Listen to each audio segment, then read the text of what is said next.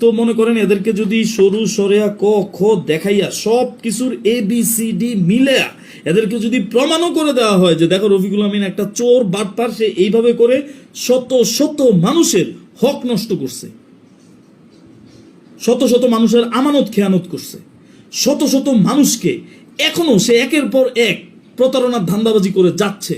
Even destiny 2000 limited কোনোভাবে চালু হোক, সম্পূর্ণভাবে প্রতিষ্ঠিত হোক, সম্পূর্ণভাবে পরিচালিত হোক, এটা সে কখনোই চায় না। পাটপাড়ার বাচ্চা যদি কোনোভাবে সে এই কথার বিরোধিতা করতে পারে, সে যদি চায়, তাহলে 12 বছর লাগে তার এই প্রতিষ্ঠান সচল হইতে। তার ভিতরে যদি কোনো 2 নম্বরই না থাকে, তাহলে সে জেলখানায় বসে হইলেও এই প্রতিষ্ঠান কিভাবে চলবে সেই প্রতিষ্ঠানের কাজ করে যাবে। কোনো ব্যক্তি নাই, কোনো এন্টারপ্রেনার নাই, কোনো ব্যবসায়িক মালিক নাই বাংলাদেশে, সারা পৃথিবীতে, যে চায় যে তার ব্যবসা বন্ধ থাকুক। পৃথিবীতে এমন কোনো ব্যবসায়ের মালিক নাই যেই ব্যবসায়ের মালিক তার ব্যবসার সম্প্রসারণ চায় না। একমাত্র রফিকুল আমিন, সে নিজে তার এই প্রতিষ্ঠান 2012 সাল থেকে থামায় রাখছে। কেন থামায় রাখছে? সে এটাকে বিলুপ্ত করে দিতে চাইছে। কেন চাইছে? কারণ সে নিজে জানে তার কত বড় চুরি আছে আর কত বড় ধান্দাবাজি আছে। যেই চুরি আর ধান্দাবাজি দিয়ে সে রাষ্ট্রকে পর্যন্ত বোকা বানাইছে, রাষ্ট্রকে পর্যন্ত বোকা বানাইছে। ট্রাস্ট মি, এগুলা ঘেটে ঘেটে বের হয়ে যাবে। আমার দায়িত্ব দেখ, মানে ওরা তো এটাও দিবে না, কারণ এই চক্র রফিকুল আমিনের চক্র।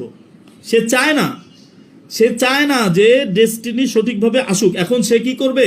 ছল ছাত্রী বিভিন্ন উসিলার মাধ্যমে একটা উসিলা ক্রিয়েট করে বাস নিজেকে সেভ করার চেষ্টা করবে। বলবে যে আমি তো চাইছি অনেক কষ্ট করে, কিন্তু আমার বিরুদ্ধে অপপ্রচারের কারণে আমি পারিনি, এটা লাস্ট বলবে।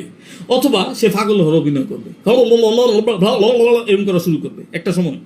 অথবা সে কি বলতেছে আমি বুঝতেছি না, এভাবে করে কথা বলবে।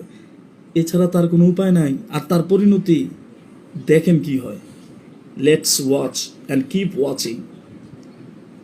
সে সততা এবং সত্যকে ঘৃণা করে, ভয় পায়। ভালো থাকবেন সবাই।